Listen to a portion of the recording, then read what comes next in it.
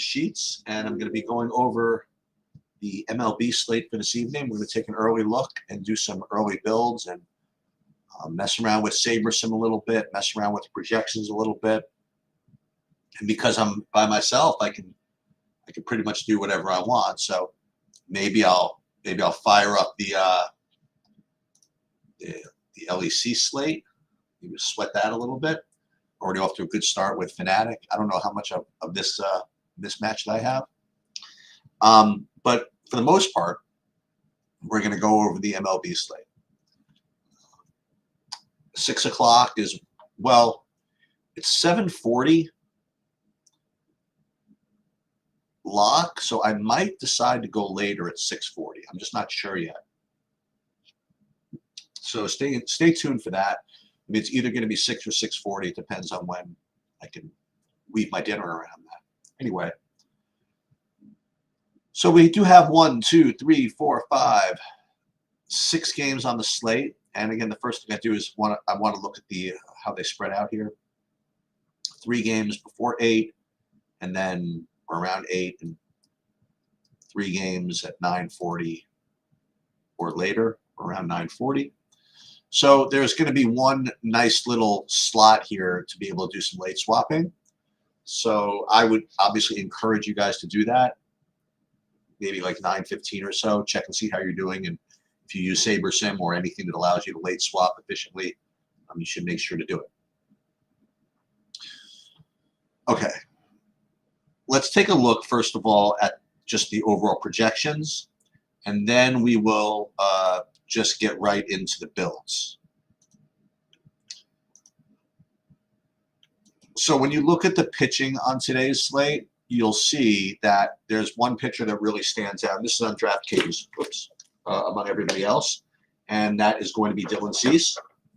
He is, I have him full 7 points higher when you judge it based on on Sheets value score, and it's not particularly earth-shattering. Hold on, I just spilled something, so I apologize. I have to clean the whole thing up, but I have to at least make it so it doesn't destroy my entire desk while I'm going to clean it up a little bit later. So let me just deal with that for a second.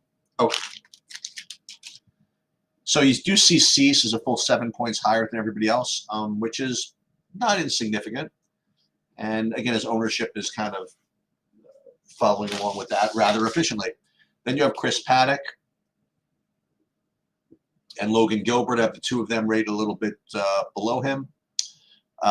So it seems as though the natural pairing is going to be something like Cease Paddock and Cease Gilbert. And again, if you play Cease Paddock, you probably have access to bigger bats. And if you play Cease Gilbert, you have access to lower bats.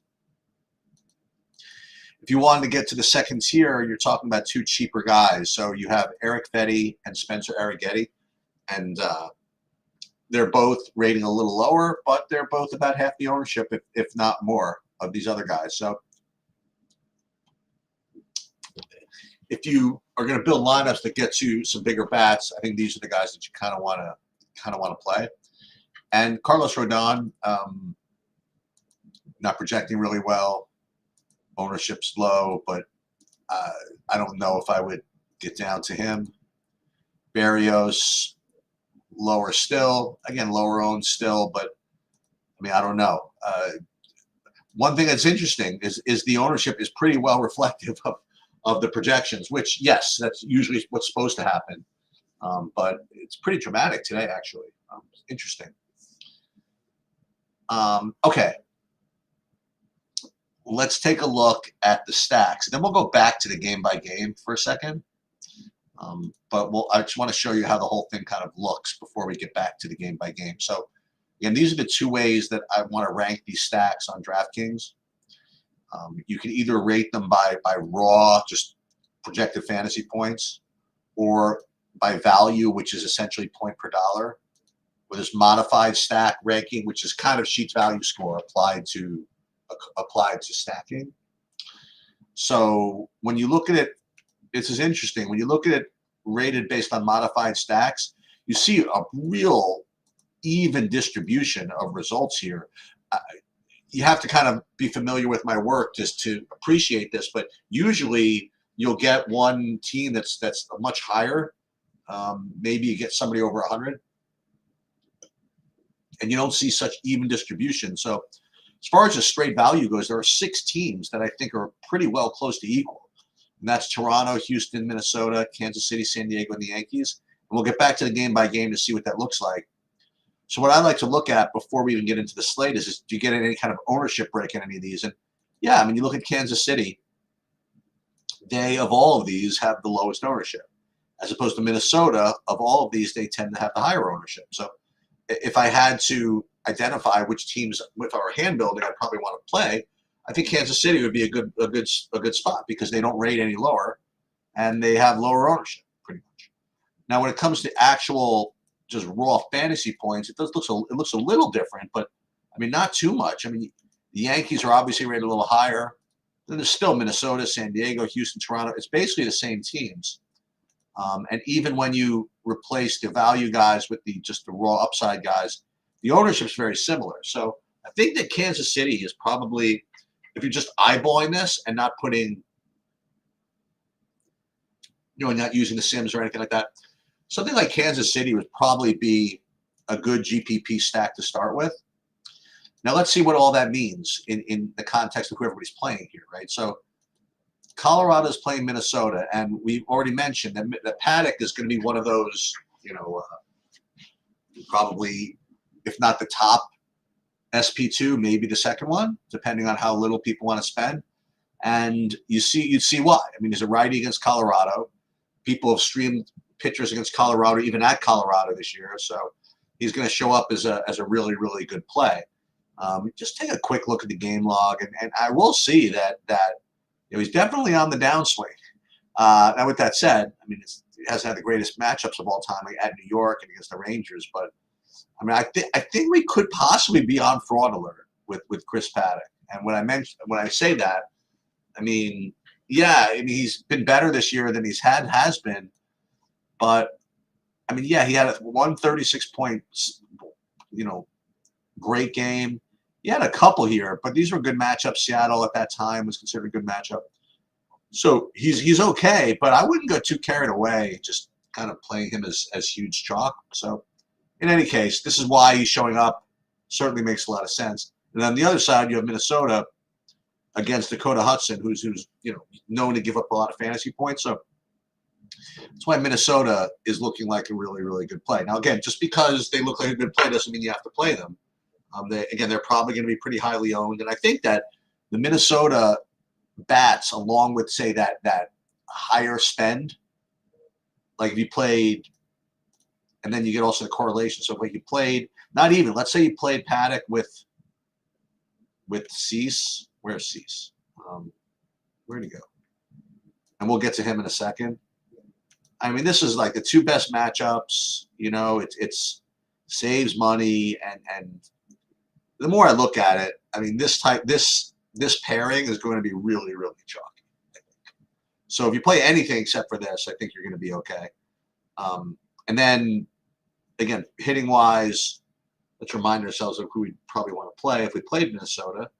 And again, you could use this tool to kind of guide you here. What I like to do is look at see which guys appear in both the modified stack rankings and the raw points ranking, and that would be Buxton, Kepler, Correa, and Larnach. Royce Lewis a little more expensive. Jose Miranda's a little better value, but these are the 4 you'd start with. There's Larnach, Correa, Kepler, and Buxton. And just again, I like kind of seeing what that looks like. So Jeffers, who was it? Jeffers, Lewis, no, actually it'd be Miranda, Correa, and Kepler and Buxton, right? So something like that. So you can play this really, really easily. I mean, as a matter of fact, I bet if you play Gilbert, can't quite get this in, but you could come close. And this is the other amazing matchup. Oh my God. Why is Gilbert not projecting just as well as these other guys? I mean, he's got this cake matchup also, home against the White Sox. Why is he not projecting as well? Well, I guess we'll get into that in a second. Kansas City Yankees. These are I talked about this one a little bit. Yankees look like a good stack from a raw points perspective, and also from a value perspective as well. But I mean, I'll tell you, I mean, this is yeah, Rich, you could be right. I mean, it could be just as easy as that. You know, stacking Minnesota equals losing money. I'm just not opposed to that approach. Maybe you won't lose money, but I will say that you're not being different enough, and you're also, you know, it just seems too obvious, right?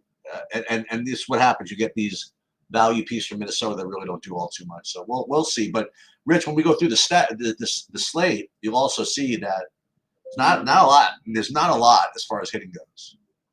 There's really not. Yankees, Kansas City.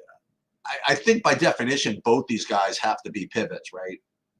Rodon, Lugo, because as I just mentioned, it's so clear to play like Cease Paddock or Cease Gilbert or Paddock Gilbert that everything else is a pretty decent low-owned pivot. So like Lugo, even though he's projecting like really poorly, but at 6%, you know, and even Rodon, who listen, I never play him. I have this bias against these Yankee pitchers, especially Rodon, but you're gonna give me 12% ownership. I mean, again, you gotta try to do something. You can't just play Cease, Paddock, Gilbert. We'll get to Fetty in a minute, Eric. So this is a pivot, and the problem here is I mentioned the Kansas City is going to be a good bit of value here. The problem is that I prefer, I think, to get to a team that's going to be against a chalkier pitcher. You know, I mean, if Rodon is really going to be only 10, 12% on, what am I really gaining by playing Kansas City? So we'll have to see where the Sims come out, but I definitely like Kansas City, as we talked about earlier. And I guess both these pitchers are okay kind of pivots. I guess that's where I'll kind of leave that. So here we're at the bottom of the barrel with respect to the pitching. So Berrios and Rea, again, I hate to say that you can play anybody here, but this is the point. Once again, you look at my rankings, for example. You could avoid the second baseman, right? You could pretend this is all pitchers, right? Yeah, there's some that are better than others, but the ownership is pretty efficient. You know, like it's not so easy to say, okay, I'm just playing Cease because he's going to be 50% owned. And it's not so easy to say, oh, Berrios stinks or he's worse than them. Okay, he's worse than them. And yeah, he's worse than, say, Paddock, sort of, but it's not that Milwaukee is throwing out, you know, Robin Yount and Paul Molitor and Cecil Cooper and all those guys from the 80s. You know, so it's not like Milwaukee's that great.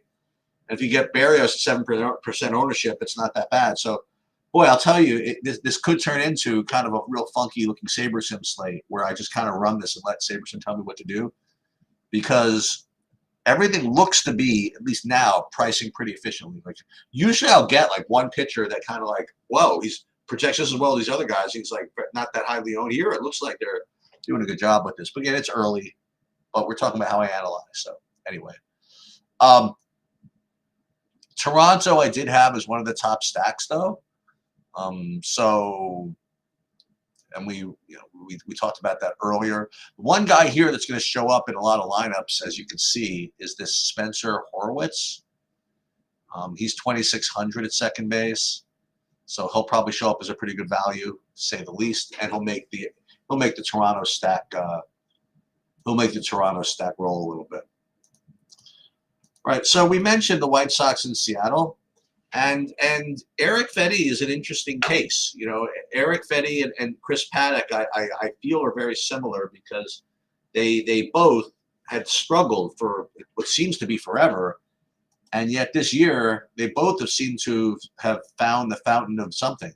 And Fetty has put up some pretty good games, especially earlier in the season. I still think that I don't know. You could be right, Eric, but I think we're kind of on fraud alert with Eric Fetty too. I think that we're supposed to just keep fading him. That's just my instinct here, is that you just don't want to do this.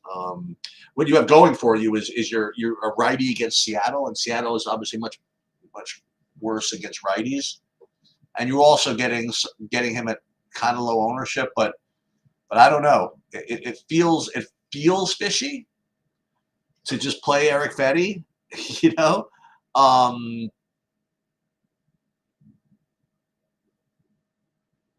But that's just my gut. As far as projections go, like I said, he's very reasonable. All right, so I mentioned Logan Gilbert, and let's take a look at what his projection looks like for a minute.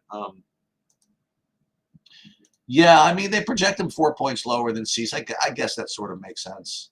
I mean, Cease usually has more strikeout upside, but let's just take a look at it.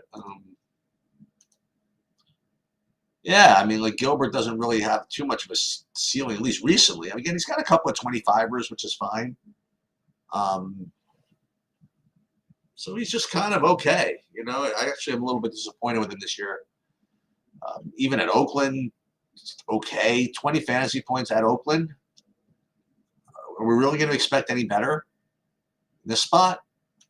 I don't know. So he looks okay. He looks like maybe the third best pitcher. But I mean, the more I'm thinking about this, like Eric and other people here, maybe we're just not supposed to play these top pitchers. Maybe we're supposed to do these Fettys and Rodons and whatever else. But the Cease play looks pretty good. As far as the hitting goes, I'm actually surprised, at least from the raw projections, that I'm not getting more of the Seattle. They always love to play Seattle for some reason, but I'm currently not getting really any of them. And as far as the White Sox go, it depends what kind of mood kind of Saberson is in, you know, because it's always worth considering, you know, whether you want to take the hitters against the chalkiest pitchers. So that being like the choice between maybe Colorado against Paddock, the White Sox against Gilbert, or the A's against Cease. And especially on a 6-game slate, it's hard. I don't want to argue that. And it's possible, again, that when I run these through SaberSim, and I'll do it in a minute, that's exactly what they're going to want me to do. But just on the raw numbers, the White Sox don't look like a great play. I mean, because as Gilbert has been, you know, not the greatest strikeout guy, he's still a really good pitcher, and the White Sox are still a really bad hitting team. But the words good and bad or whatever, those are words you really don't want to use too much in DFS. Got to check on LEC for a second here and see how these guys are doing. Because it's like GX against SK. I don't think I have too much of either of them, so I'm not worried too much about that. Actually, I'm still worried about it because if I don't have too much of them, I have to hope it busts a little bit. So let's get into the San Diego-Oakland game. You know, Cease talked about it. Top projected guy, top owned guy. And San Diego is looking like one of the candidate stacks, right? And remember, there's been no stack that looks that great, okay? But so we have San Diego, maybe Kansas City, okay, so Minnesota is the one that looks the most obvious because they are okay hitting and they're against an atrocious pitcher. I guess San Diego looks reasonable enough as far as hitting goes. And again, with respect to Oakland on the other side, I mean, if you get one of Cease's bad games, and we'll take a look at him, and listen, what has he done? 16 his last game, 12 the game before, even 20, 2, 19. All right, he's got a 40 ball here and a 30, but this is not great. You know what I mean? Like this is not Roger Clemens out on the mound. And Oakland, they can hit a little bit, right? I mean, we got the leader of the free world, Shane Langoliers. He can hit home runs. You got Geloff and Bleday, and got all these guys. And so I have no problem with this. You know, Andujar also. I have no problem with if you get to Oakland, if you want to know the truth. It's a 6-game, and Rooker too. It's a 6-game slate. And your most popular pitchers are just really not that great. I have to tell you. And in the last game, which we didn't really talk too much about either of these guys. So we talked about Harrison maybe being a uber pivot and Arrighetti being an uber pivot.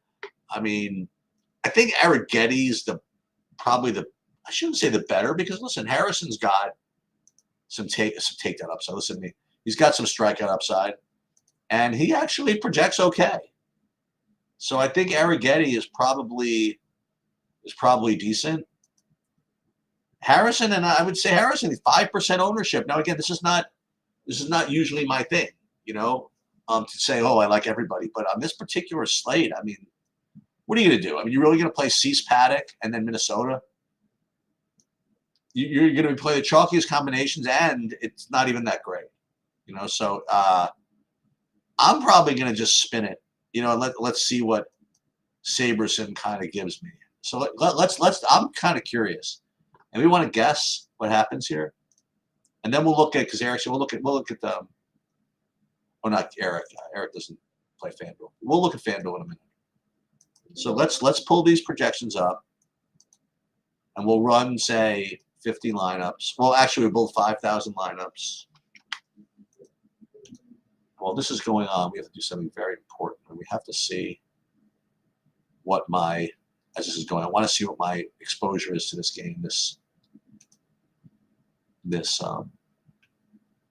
No, I want to know what, in this contest, what I have.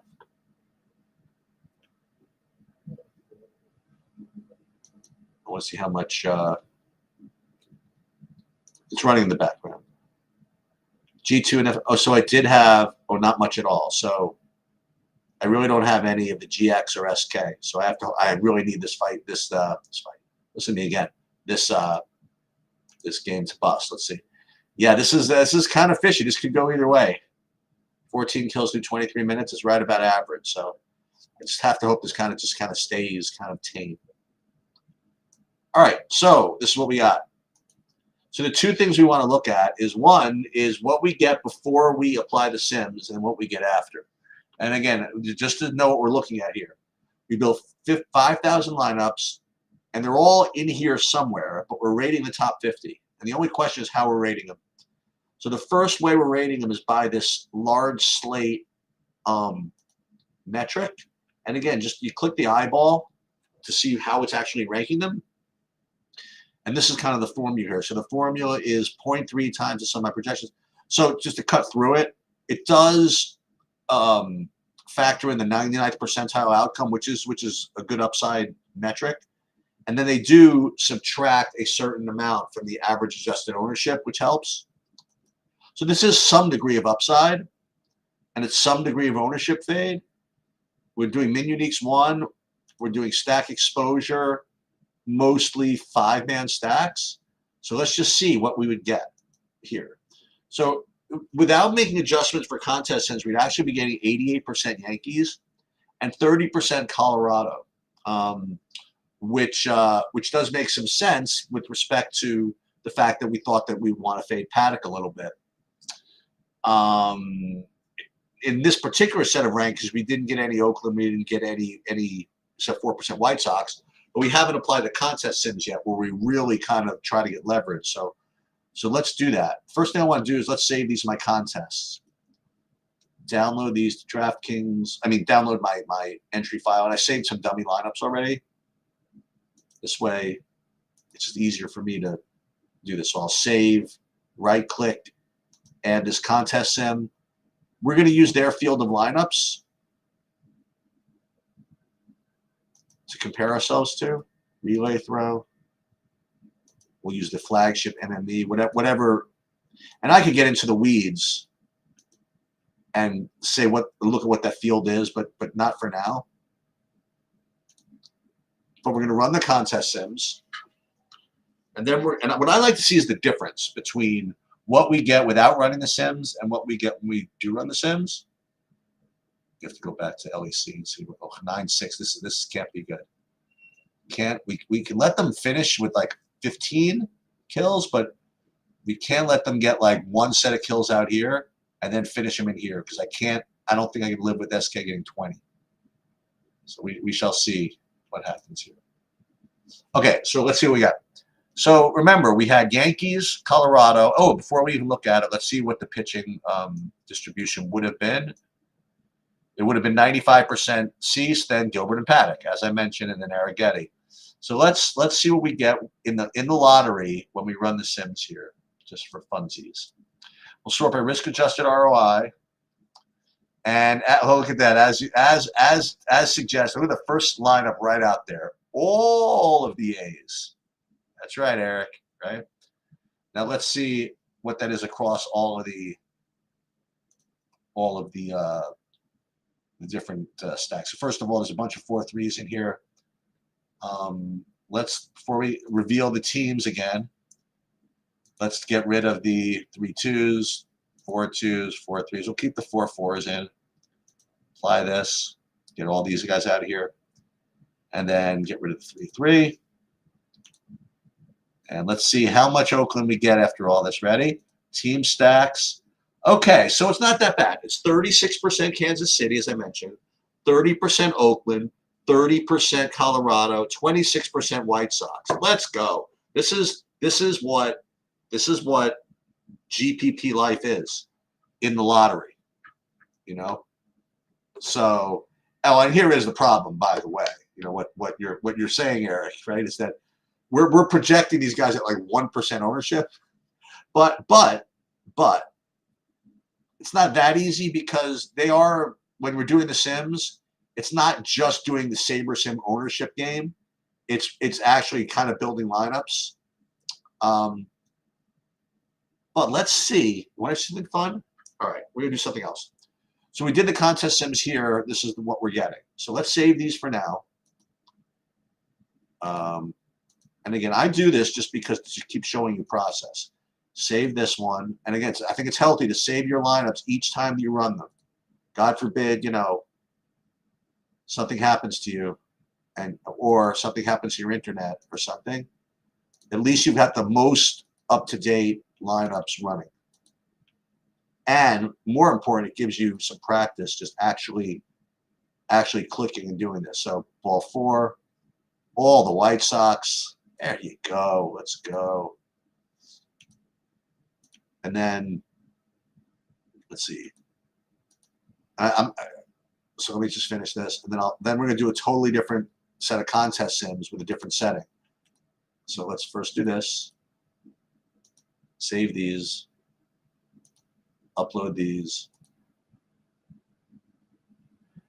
Yeah. Okay. So a couple of things, Clay. First of all, you know the process by now. First, we save our lineups, okay? And then before we go back to Saber Sim, we check on LEC, right? You got to know the process right now. Before you go back to the secondary build, you have to go back and check LEC.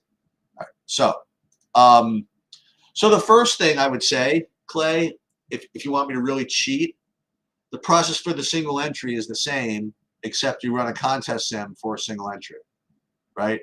So like, for example, here, instead of using high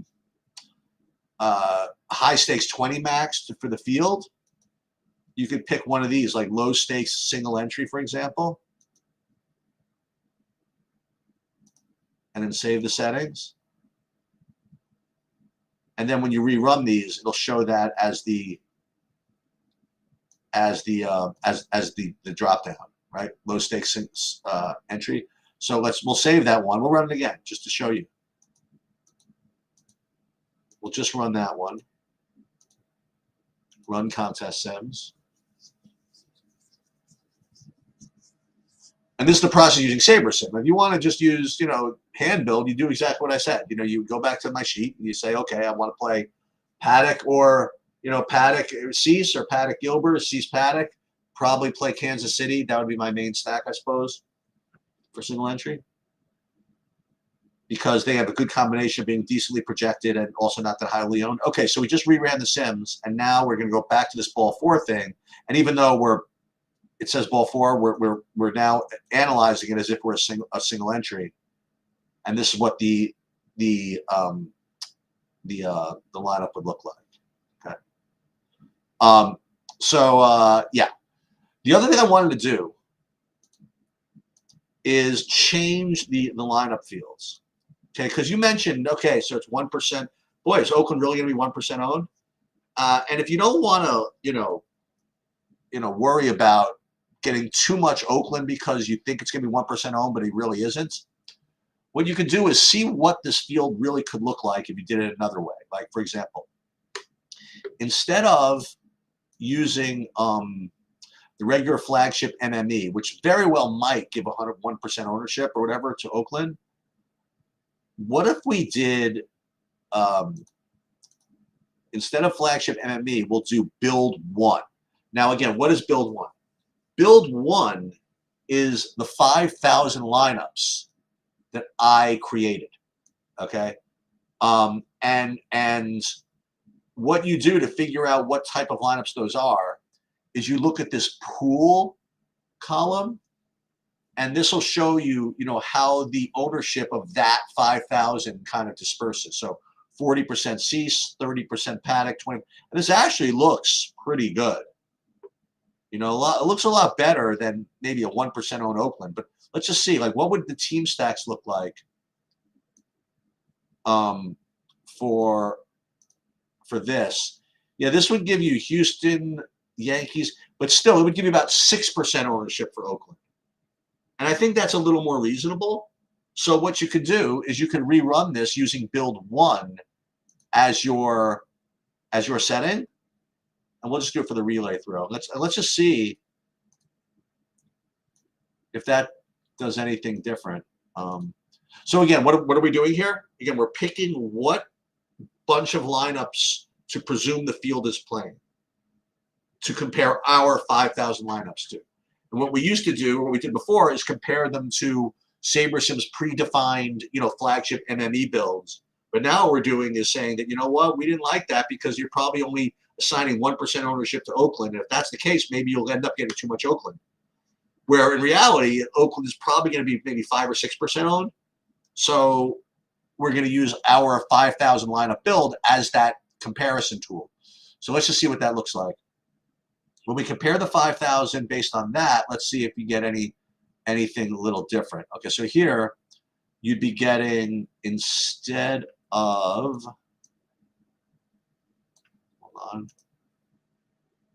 instead of that, relay throw, hang on, where are we? Relay throw, where did relay throw go?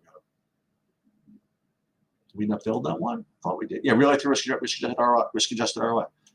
So stack exposure, team stacks, we would be getting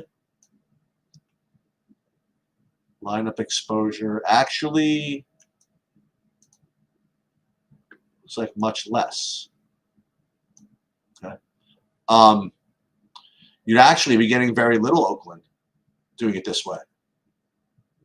And therein lies the incredible decision, right? And that's like you said. When you said, "Oh my God, is Oakland really going to be 1% owned?" If you assume Oakland's 1% owned, you end up getting a whole bunch of them. But if you even give 6% owned, you don't get too much of them. So pretty interesting. And as far as which one to use, I don't know. I wish I had the answer. But it just kind of depends on what I think of my assessment of the pool. I don't think that I can assess Oakland as being 1% owned. So I might end up going with this one, honestly. And this might end up getting me a little chalkier than normal. Or Eric, if you're feeling it, just go for it and just go play the other build. I wouldn't mix and match builds though. I wouldn't like here's the thing that you can run into trouble doing. Okay, so I've run builds two completely separate ways, right? One is with showing is ending up with Seattle, San Diego, Minnesota, San Francisco, like normal type stacks, and then you get Cease, Paddock, whatever. Or the other one, it gets you like completely off the board. What I wouldn't do is just kind of manually mess with the exposure. I would settle with either one build or the other. unless you're really, really good and you do custom fields or things like that. So listen, there's unlimited variations that you can play with these tools. We're going to do a FanDuel build next, but what do you think we're going to do first before we do a FanDuel build? Check LEC. Oh no, this is getting a little too funky. I think I'm going to need GXS to win here. I can't let them smash with 18. Oh, 18 kills I can kind of live with. All right, so let's go to FanDuel and see what that looks like.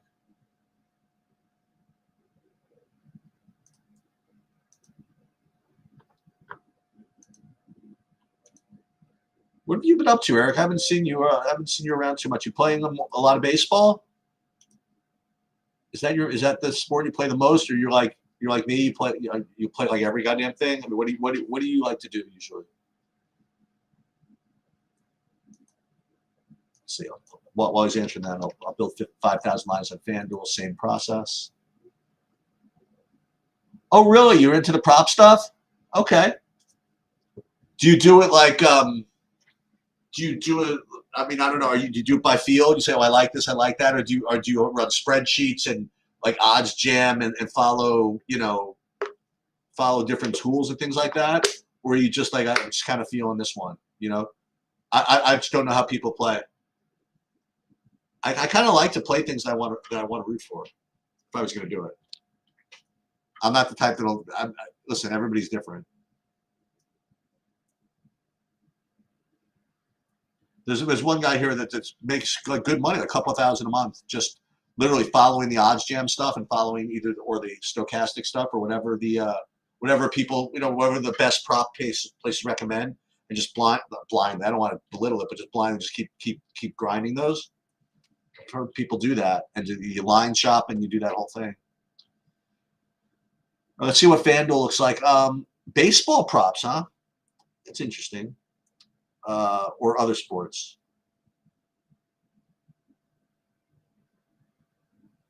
Inflated money lines.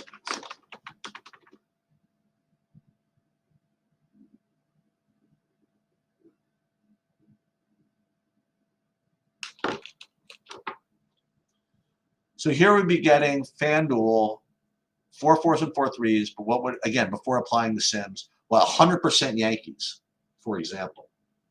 And then almost all of it, Cease and Haddock. So let's do the same thing. We download the file from FanDuel. Again, I always put my dummy lineups together first. This way, it's just easier for me to create the contest sims from this right-click menu. Once I do this. Like once this is here, I can go right-click, add contest sims. And again, it's defaulting for medium stakes 20 max for the Grand Slam, playing 1 in the Monster, and I decided I'm going to try to win one of these live final seats. I never really did that before, and I made a mistake of getting like second in a couple of them recently, so now I'm on tilt. So we're going to build these. We're not building anything for the lottery in FanDuel. We're just going to build kind of, for those of you who are asking about single entry, this is the type of lineups we're kind of getting here. All right, so let's see. So we ran the contest sims, and let's look at the Monster, for example. Let's see what that would look like. There's the A's, and there you have it. And I think we have the same issue here, Eric. I think that they're giving Oakland a little bit too low ownership here, like this 1%. We'll save it for now. And I bet you're going to get just more of the same with the other ones. Let's see, the Grand Slam. Okay, not all Oakland, maybe some. Well, what else are we getting? Oakland. I mean, literally 100% Oakland, right?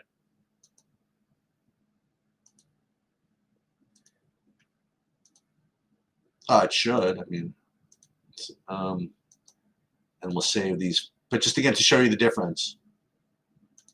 World Fantasy, we'll just save that one for now. We're getting literally all the Oakland, right?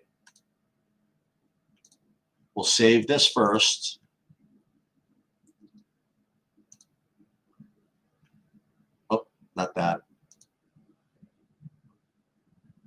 Upload this, and then I'm going to run it again with build one again.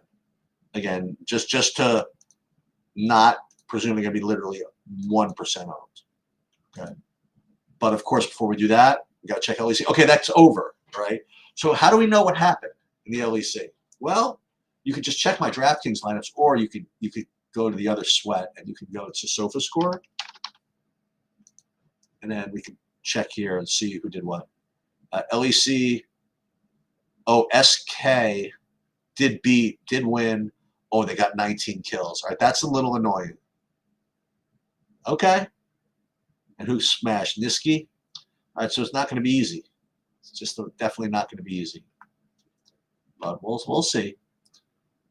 All right, so let's go back to SaberSim, and we'll go back to the settings again for FanDuel, and we'll go back to the contest sim settings. And again, instead of doing the high stakes 20 max, we're just going to go build one. Build one, and we're gonna take a look and see what build one is in a minute. Build one, build one.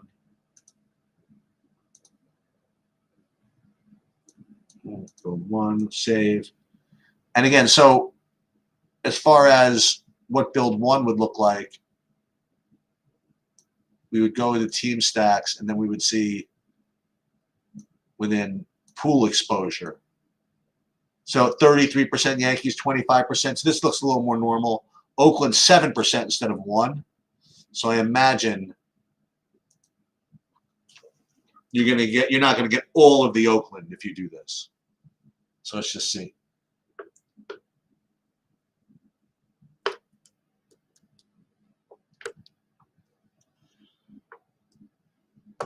So let's go again back to the monster. Let's just see if we actually get the Oakland, all that Oakland. Nah, see, that was it. Now it's more like Yankees and Twins with Paddock. So like with anything else, it's garbage in, garbage out. Whatever settings you put in, that's going to determine what SaberSim gives you. Now, as Eric accurately mentioned, I mean, I do think that these ownership projections are going to change quite a bit as we approach lock. So I don't think you're going to, listen, I don't think you're going to end up with like 100% Oakland, but you might. But you might. All right, so let's download this, and we'll upload this.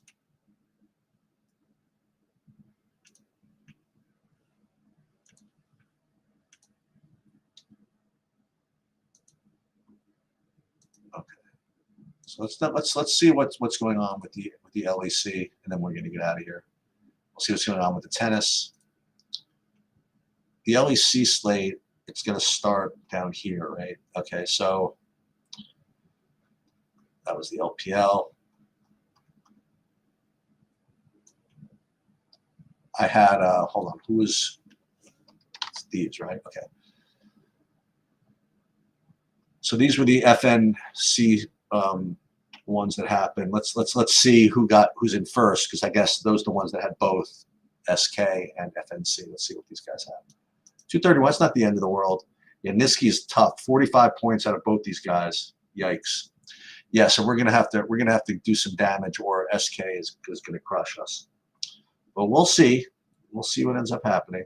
We're gonna need like BDS or something like that to really kill. We'll take a look at tennis real quick. Oh, and here's another thing. People have asked me where I get this other stuff from. Hold on, I'm going to show you something in a second. I want to pull up tennis for a second, see how that's going at all. Pros and lose 7616. That's fine. So I'm going to share a site with you guys again, which I've done before, but this is the sports projection site where I can analyze uniqueness and things like that, and see how many lineups I have that are unique, how many are maximum of 5 unique or whatever.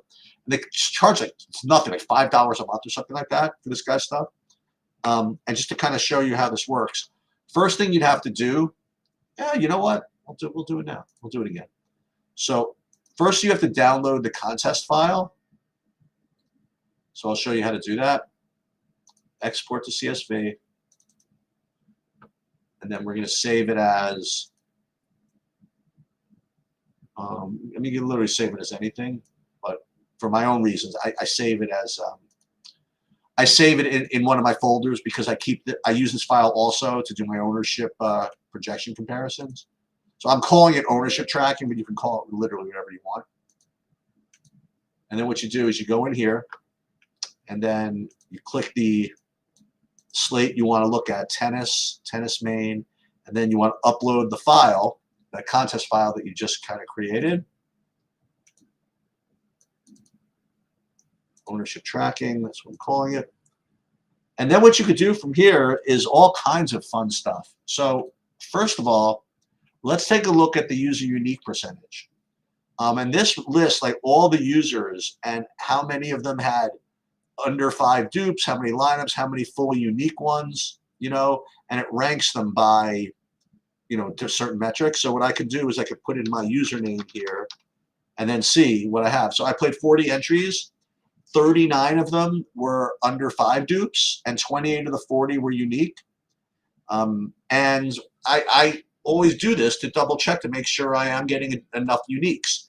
I don't think 28 is enough, so I kind of owe 12 dupe push-ups. That's the way I kind of look at tennis. If I played 40 and I have 28 uniques, I have to do 12 unique push-ups. That's everybody's got their own exercise regimen, and that's kind of mine. It's my kind of self punishment. And then the other thing that you can do, I mean, you can do all kinds of funny stuff, but you can look at user entry investigation. So let's say, for example, we're looking at this and we're looking at some, you know, at some lineups here. Let's see live, and then let's see who's like doing really well. So let's see in tennis, we have, okay, so Perry is doing really well, for example. So we could just look at what our Perry lineups look like, okay, and who else is doing well? Who else had a good first match? Perry, Pliskova would win, but she wasn't so great. Who else did well? Just to show you. Well, what you could do is say, okay, so if Buska, like, oh, she was against Perry. Let's say you think that Pliskova is busting because she was 6,400 and 10-5. What I could do is I could look at how many lineups that I had.